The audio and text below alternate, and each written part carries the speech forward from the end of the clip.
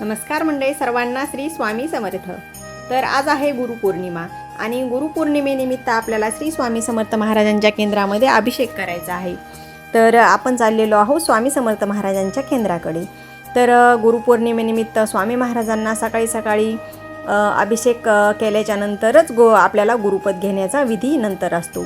तर आता आपण पोहोचलेलो आहोत श्री स्वामी समर्थ महाराजांच्या केंद्रामध्ये। तर चला तर मग बघूयात की स्वामी महाराजांचा अभिषेक कसा होतो ते तुम्ही पण बघायला येऊ।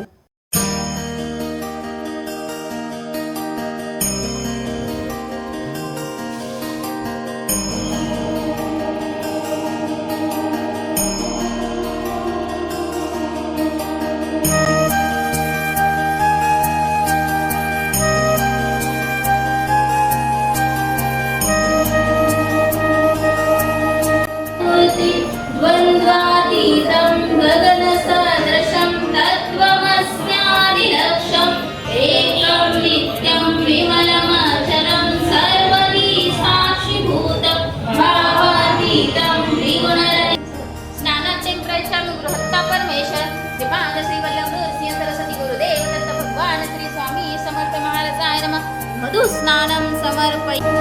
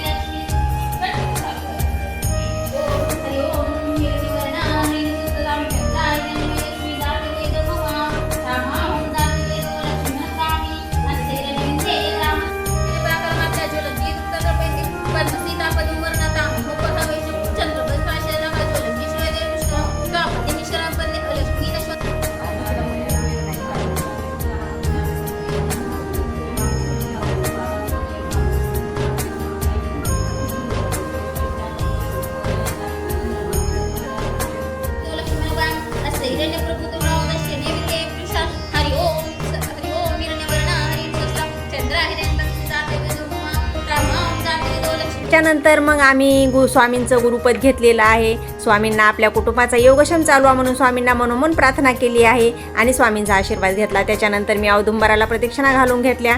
मग आम्हाला नंतर जायचं होतं घरी, पण 10:30च्या आरतीची वेळ झालेली आहे आणि बरेच ताईदादा मग श्री स्वामी समर्थ महाराजांच्या केंद्रामध्ये स्वामींना गुरुपद देण्यासाठी येत होते। बघा किती सकाळी सकाळीच किती गर्दी झालेली आहे आणि संध्याकाळी 6 हा विधी चालू असणार आहे। तर सकाळी सकाळीच खूप गर्दी झालेली आहे, बरेच ताईदादा आलेले आहेत आणि आता 10:30ची आरती होणार आहे। तर त्याच्यानंतर मग आपण जाणार आहोत घरी।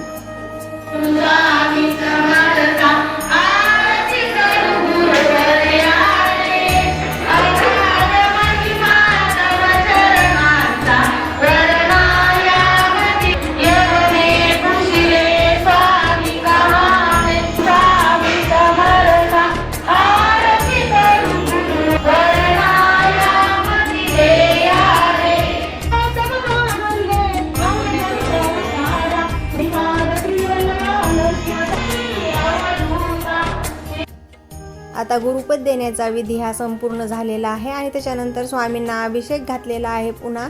आणि आता आरतीची वेळ झालेली आहे 6:30ची। तर आता 6:30ची आरती चालू होत आहे।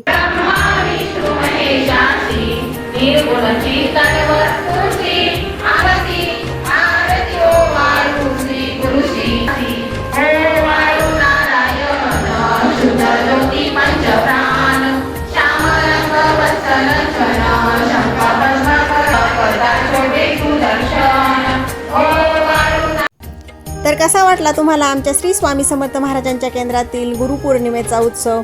खूप छान असा प्रसन्न वातावरणामध्ये साजरा झालेला आहे।